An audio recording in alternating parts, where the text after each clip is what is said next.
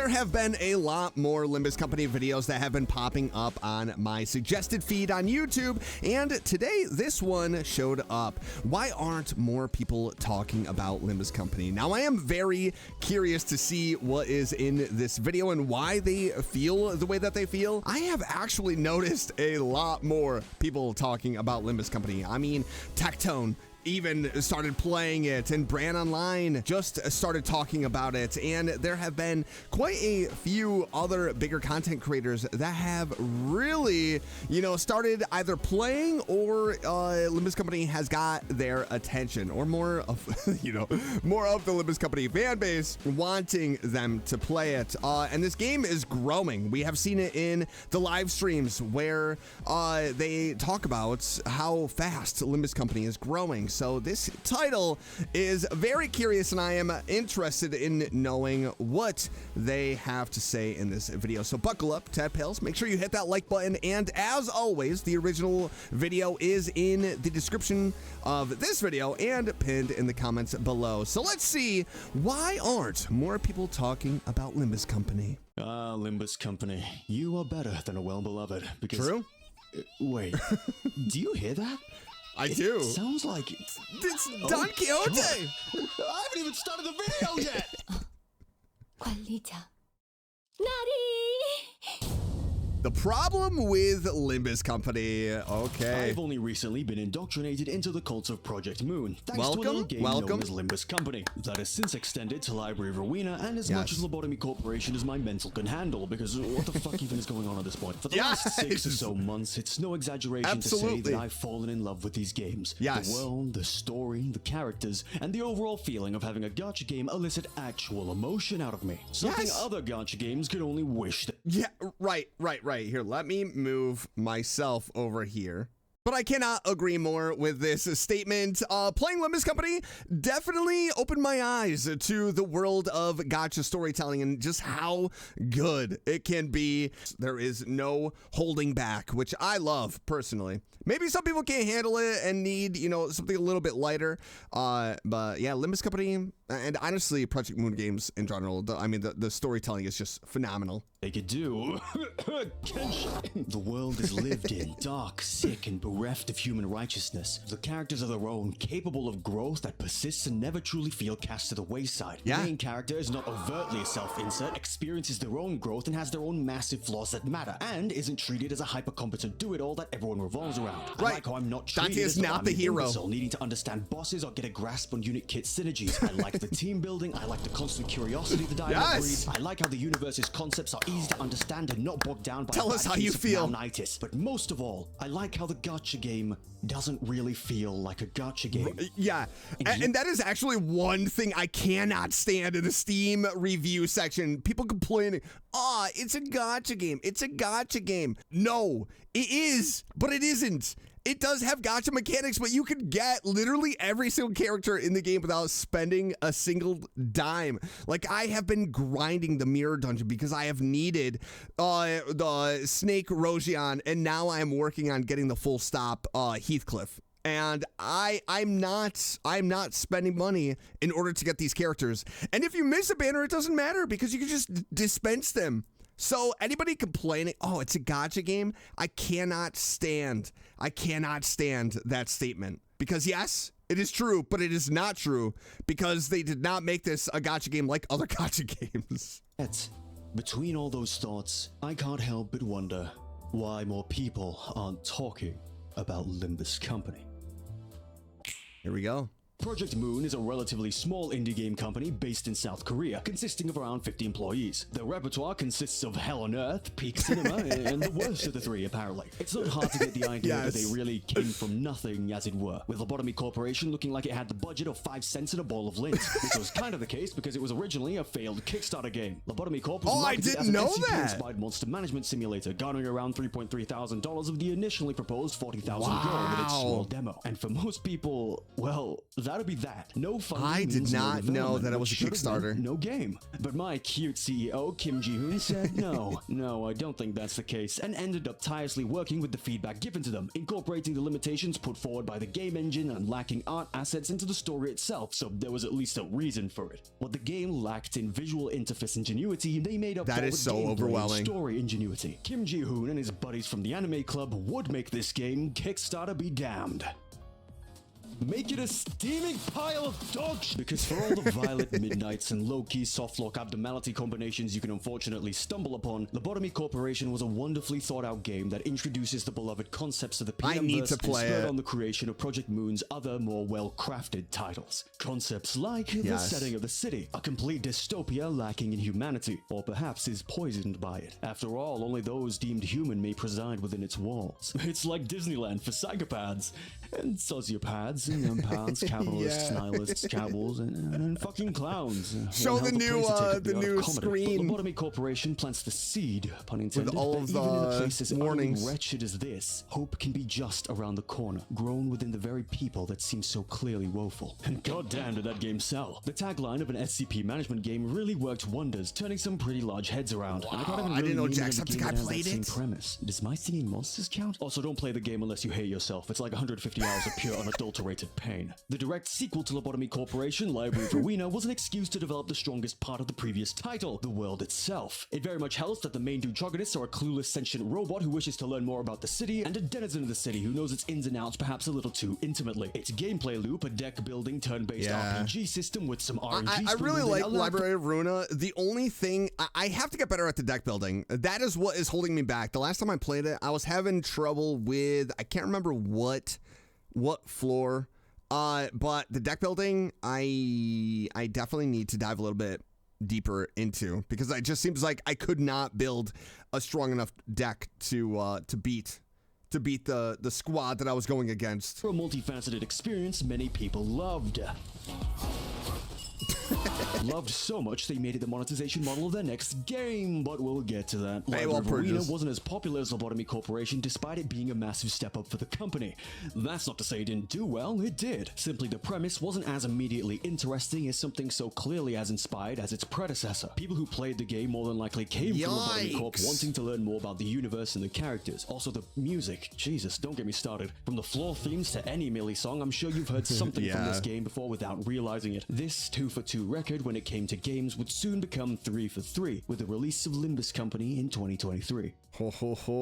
Okay, maybe not immediately. The game had very obvious problems from the get-go, most notably of which was the fact that it was gacha. Ugh, the word causes a deep stirring in my loins and not the good kind. If you've been paying attention, you'll have noticed that Project Moon Explain it. Explain the gacha though. Games, not gacha. There is a difference. When the factorial slop of gacha is so prevalent with its countless little practices made to waste both your time and your money, the caution the fanbase had towards Project Moon's new game was warranted. But it was all ultimately for naught, because this game managed to take the things that made all the previous games so good and packaged it into a simple enough format to be enjoyed by the casual audience that preside within this precarious genre. And if you play the game for longer than an hour, you realize very quickly that Project Moon loves you. Yes, you heard me. Kim Ji-hoon specifically thanks you for playing Limbus Company. Glory be to Limbus Company, glory be to Project Moon, and in the words of our cute CEO himself, may he attain wealth and fame almighty. And then you become a sleeper agent. That's at least how it feels to be part of the community of this game at times. We want it to succeed, we want people to play it, and we want it to get even bigger and even better with every update that cycles through. Can it be predatory? Sure. Is it overtly predatory? No, I would say not at all. In fact, I would go so far as to say that despite Project Moon's motto being this big, bold, almost laughably authentic view of the CEO's vision, they really don't know how to make money. And the times where they do try to drain your wallets, they outright say it. For the anime, for the 3D action RPG, I give my wallet unto you, my cute CEO. Power creep? Yeah. I was very shocked. That was the first, the anniversary live stream was the first one that I watched. And I was really surprised at how open they were about how they aren't making as much money as what they would hope, because they want to do more, like the anime. And I would love a Limbus Company anime. Please let it just be within the next few years. Limbus Company anime before the Genshin anime, please. Yes, 100%. But the units are so easy to get, whether by the decent rates or simply by farming the repeatable roguelike mode mirror dungeons, that you're able to basically get any character you want in the game for free. No RNG reliant time-gated artifact system, no smorgasbord mishmash of collectibles, no going to pity every single time, and a story that is good.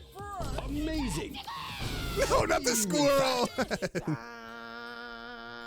Absolute goddamn cinema. And this is why I made the distinction between a gacha game and a single-player game. Because while many bigger gacha games can suffer from character irrelevance, convoluted nouns you need to remember, bloated dialogue, and in-your-face unit shilling, Limbus Company draws from its roots as a narrative-driven experience and provides you simply with an excellent It's like story first, you know? There are levels to this, right? To combat character irrelevance, the main cast consists of 12 sinners, including the main character, their guide, Virgilius, and his weird monochrome adopted daughter, Charon. I think she's autistic. Also, she drives a Limbus and is my favorite character. I love Charon, these characters from alternate universes, and each sinner remains a mainstay in every bit of story which, like I always say, that is the strength of Limbus Company. It's just a 12. It's just these 12 characters that we fall in love with and are with the whole entire story that is being told, and I think it's amazing. Which, if you aren't familiar, is a common problem in original fictional worlds, normally diagnosed in Harry Potter notebooks of overzealous 15-year-olds who think making fake words that sound cool equals good world building. No, I'm not talking from personal experience. Seriously, I was always more of an Undertale kid. In fact, to prove this, let me give you a rundown of the I just started playing that.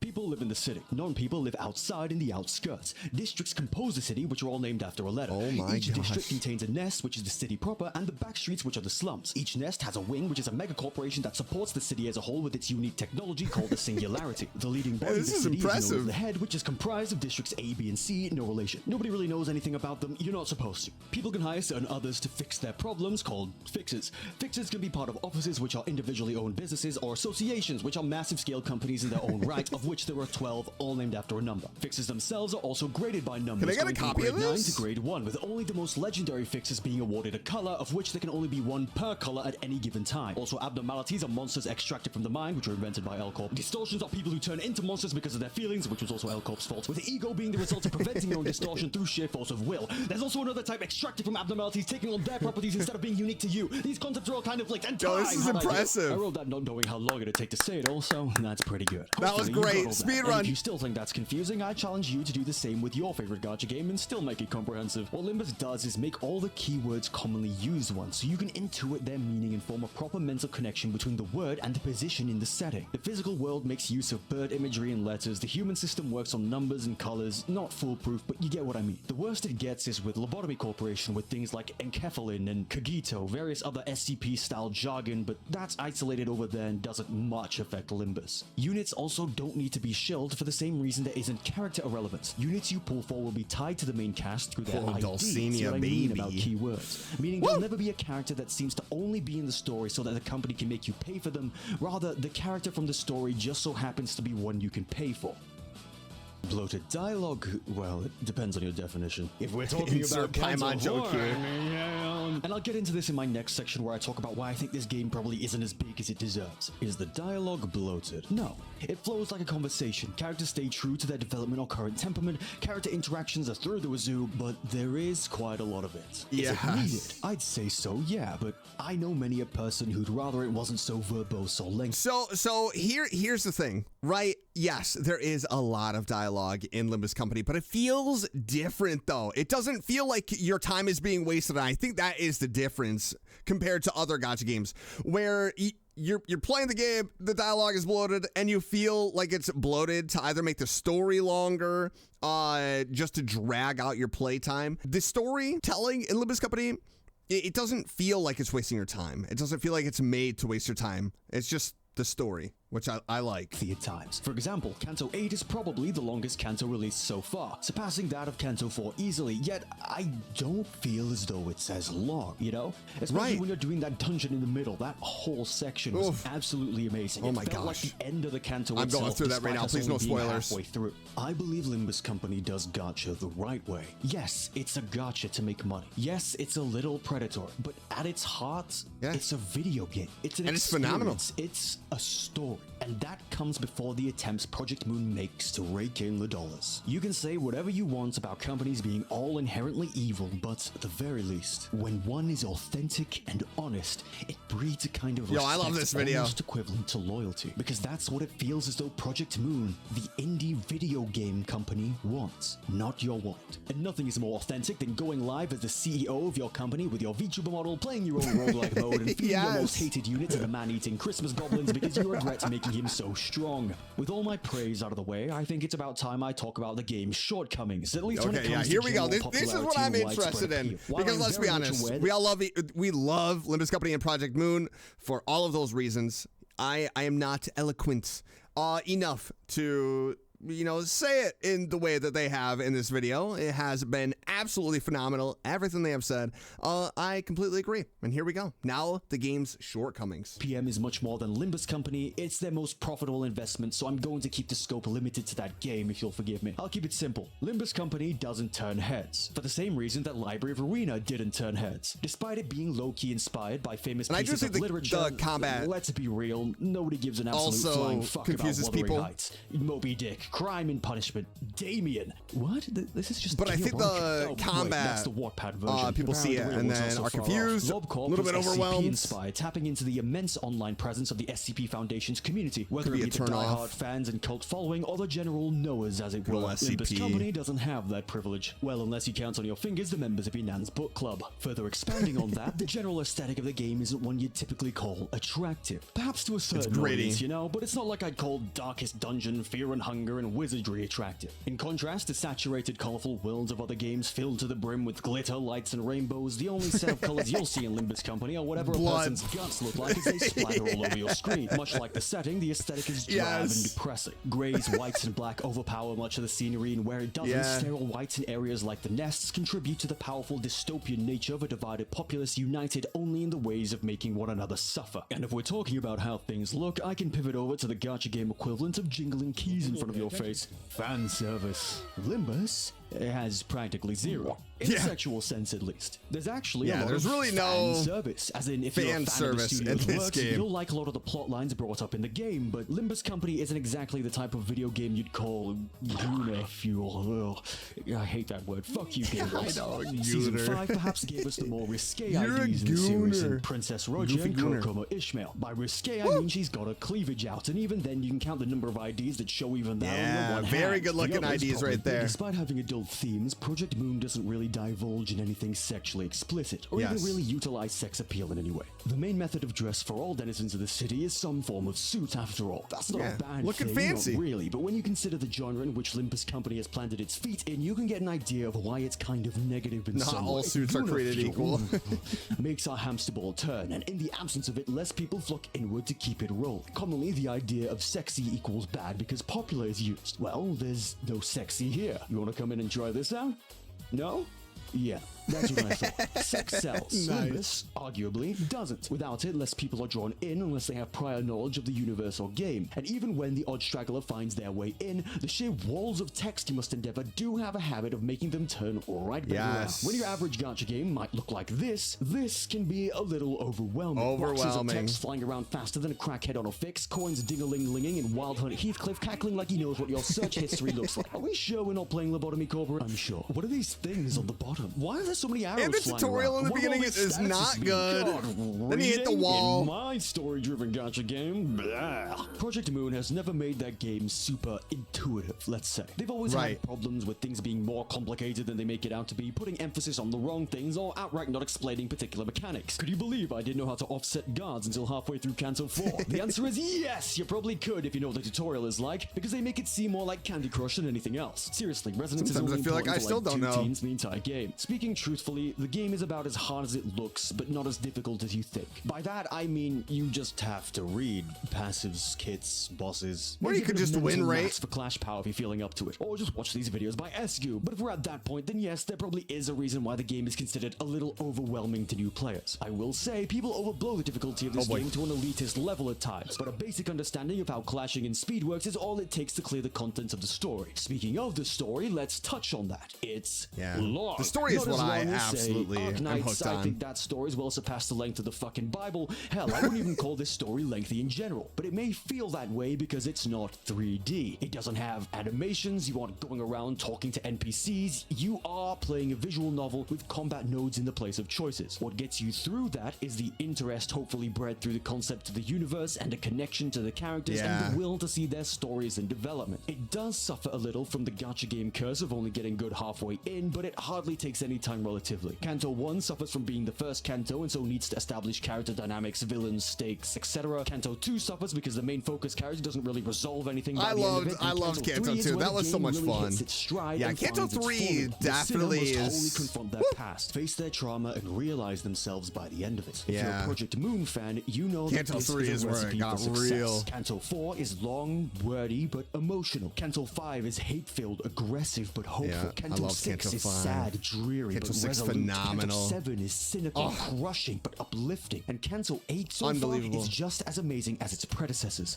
Dare I say, maybe even the best delivered despite its length. But it just seems like that happens though. Isn't an amazing piece Every of Kanto is better and better and better than the last. Hype moments and aura. Think Solo Leveling beating out Freerun or Apothecary Diaries. Hell, even the new series of Bleach. More relevant, think Wuthering Waves, whose appreciation is admittedly skewed by just how cool Rover is. A majority of people don't want this, they want this. And while that's a-okay and I mean, we're getting there. We are starting to get a little bit of animation in the game. Greater than all those points, I hope we do get more. Project Moon has no representation in the West.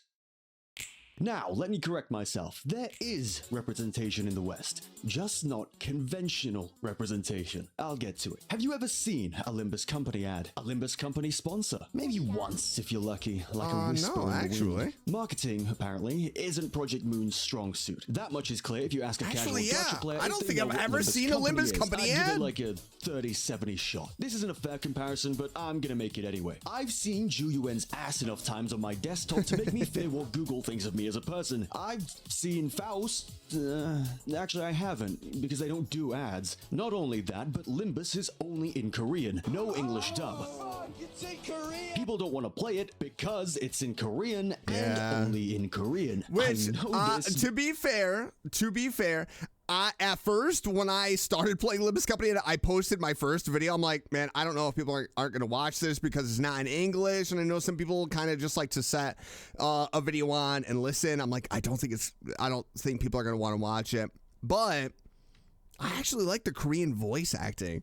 Will it be interesting if English voice actors do come to the game? I don't know how I would feel about that, to be honest. Because it's the reason I originally didn't play the game. And while it's not an issue for me anymore, I love the Korean voice acting actually. Anime adjacents will have a harder time integrating themselves, which, let's be real, are the main audience for gacha games. Project Moon doesn't push for this game for whatever reason. That's an interesting I thought. believe Limbus can be the gacha game. Like how Genshin or HSR is the biggest. Like how ZZZ is the goonest. It's hardly predatory, offers probably the most interesting setting in all of gachas, period, and feels unique in its themes. You know, if there were English voice acting, with the lack of pushing, it remains under the Wuthering Waves. And marketing, I wonder on the cusp of being revealed. How much bigger would it get? This clear representation has found a crack in the wall, a glitch in the system. One could say a hidden pipeline. The Roblox to Limbus Company pipeline is a very real thing. Let's talk about it. Roblox Limbus Company? Is a site where players create their own games for other players to enjoy. Marketed more so towards kids, it's a platform powered by the players, sort of like Steam or Itch.io with a more personal twist and minimal limitations. Right. There's no way. Allow me to emphasize for effect. This is a platform where users are entirely responsible for other users' experiences. Despite Roblox being primarily for children, there exists many a community of older Roblox players who've cultivated a fair few games for a more developed audience. Roleplay groups with your favorite anime, show, or interest. Closed community games that require you to know a guy who knows a guy so you get to be a grunt in another person's story. Complex games complete with high-octane parry-based fighting, complex deck building, and permadeath mechanics. This is Roblox? Roblox? wars that destroy your bandwidth to top it all off. All this to say, Project Moon, a studio for a more mature audience, somehow wormed its way into these communities through the odd fan or two. It started maybe with a few tongue-in-cheek references in a game. It grew to adding weapons from Lobotomy Corporation or Library of Arena in another, then another. Maybe in a game less serious for a younger audience. Then another. Maybe a whole character or two this time. Multiple iterations of the same thing cannot believe repeated, this. like IDs from Mirror World spreading further and further, at times being added simply because these things were rad rather than because they liked the source material. At this point, one might ask, why not make a game?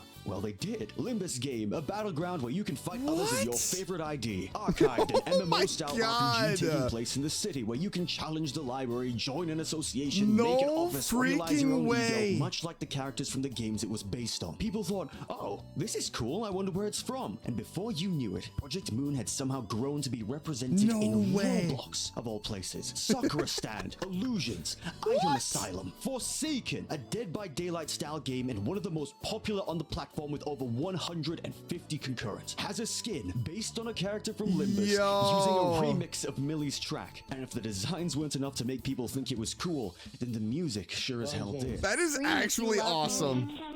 It cannot be understated how much influence this kind of representation has had on Limbus Company's popularity. And I know this because I found out about Limbus again from Roblox. Yes, I'm a grown man who still plays Roblox. Get over it. We all do if you grew up at a certain age. It was cool. Yo, maybe I should dip my toes into Roblox, huh? You'll know that is enough. Such representation, however, is a double-edged sword. Obviously, kids ruin everything. Fandoms, communities, games, marriages. They're dumb, easily influenced, unfunny, and most of all, act like they know things they don't. But it's the hand the community was dealt. It didn't help that the Project Moon universe caters to the lowest common denominator, aka power scalers with the very existence of fixes. But, as I said earlier, the keywords are easy to understand, and the concepts are grim. That is, interesting at a base level. The trickle-down effect of an intended audience combined with a bit of children aren't going to stick around for Limbus. And subsequent boom of a game on a children's platform has allowed Limbus Company to be contracted with a very severe case of BAFPOMS, baby's first problematic piece of media syndrome. Yeah, we'll workshop it. Thus, the gatekeeping began, the community became more obnoxious, which, let's be real, you all were already, and a bad rep started to be guarded. We were, after all, refugees from Roblox. Not the greatest tag, I'll say. At least the memes got better. And yet, despite this double-edged sword, I could never really condemn my brethren because, in the end, we were what the community needed. Why does this song make this sound so sad? The glue.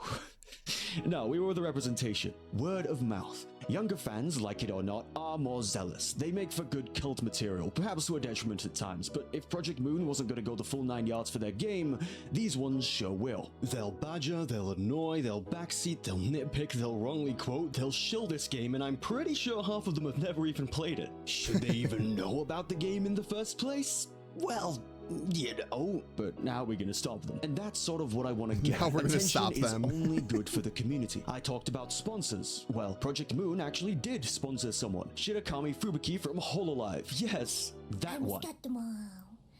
In terms of representation, popular VTubers like Himemiya Rei and to a lesser extent Tenma Miami are stalwart bastions for the Project Moon games. Forgoing the facade of a pixelated visage, Lakari, notorious Blue Archive fan, played through all of Lobotomy Corporation, God rest his soul, and Library of Arena to upwards of 2,000 concurrent. Genazad played all the way through to Kanto 7 as of writing this video to nearly the same amount. And hate him or absolutely despise him, Tectone, the bold, angry Genshin demon from the year 2021, punished all Limbus Company fans with his presence as he rose from hell to face us. Thank God he only played until Kanto 4. And I'll say it again, this is only good for the growth of the community, to get the global recognition I feel like we all think it deserves. But everybody is afraid, though. When I first revised this script, and I remember feeling disappointed. There was no massive marketing push. There was no big banner to bring people in. Just two pretty cool. It's like you want more players, but you're scared of having more players, if that makes sense.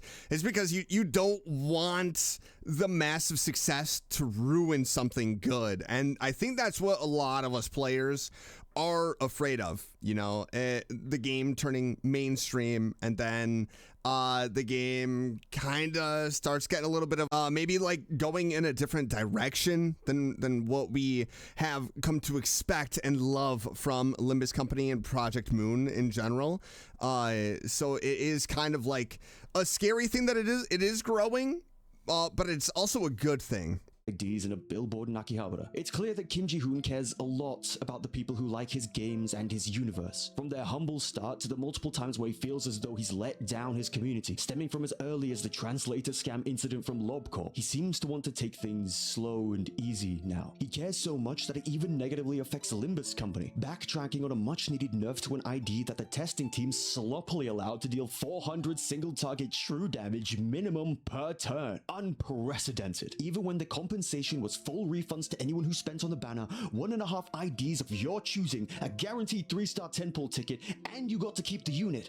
He still backtracked when people outraged. He apologized profusely, despite these units in this game costing infinitely less comparative to games like Genshin or Wuwa, because I guess even the game that still puts the story first will be treated as a gacha at the end of the day. People saw it as him going back on his word to the community with regard to the Ring Sang nerfs, another OP unit from the start of the game, and he prioritized that bond with his fans over the health of the game itself. Mouse truly thrust into the light that Project Moon's biggest strength and their biggest curse are their fans. Even so, we as fans still want to see this game grow and succeed. If Project Moon wants to take it slow with marketing and publicity and everything else, well, the people will take it into their own hands, on accident or otherwise, even if it garners a certain label at this point. And it is growing. It's about twice as popular as when I first drafted this script in early January, but one does have to wonder what that means for the future of the game. Right. Much like the message of their games, it is now up to the people. The seeds have been sown, and it is up to us to help them bloom. Yeah. Man, that is a cheesy way to win this video. Bye-bye. That was phenomenal. I mean, what a great video. I love it. I love this video so much, and it hits all of the points. I kind of was afraid going into this video. I'm like, I'm not entirely sure what is going to be talked about, but I thought this was extremely well done. All of the points were phenomenal. Clearly, they care about Limbus Company and Project Moon. But that is it for today's video. Absolutely phenomenal. Like I said, the original video is in the description and pinned in the comments if you want to check it out yourself. But like they said, where is Limbus Company going in the future? Only time will tell. Thank you so much, Tadpales, for watching today's video, and I will see you in the next one. Bye.